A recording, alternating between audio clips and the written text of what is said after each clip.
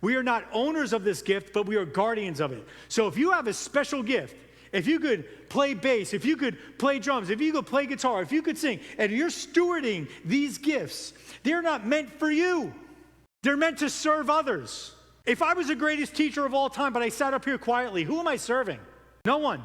I'm guarding this gift and not providing it for others. Why would I do that? God's gift is not meant for me. It's for others. So eventually, once we understand our relationships and we understand our equipping and we understand our abilities, we then have to continue to learn and disciple that gift. Matthew 11:29, take my yoke upon you and learn from me, for I am gentle and humble in heart, and you will find rest in your souls.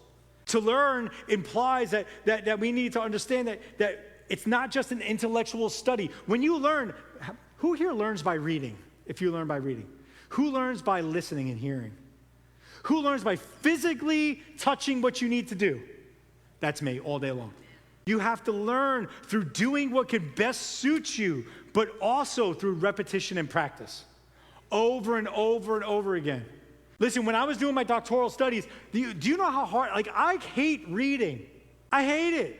But one thing is crazy is that I fell in love with reading this. I fell in love with reading the Word. I fell in love with listening to books while driving and pulling things out of it and going, I started to love research. I started to love understanding what words meant and how things broke down and why they come together the way they do. I started to love that. But that only happened through the repetition and practice of actually reading each and every day. You can't do that on your own. You might think you could do it on your own, but guess what? You need to be able to read the book, process it, understand what it says, articulate it, and then be able to present that in a way for people to know what you just said. Not in the exact same words.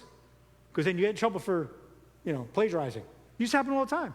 But I'll tell you right now, we need to understand these things. You need to have a heart to not just simply believe anything, but the prudent giving through their other steps.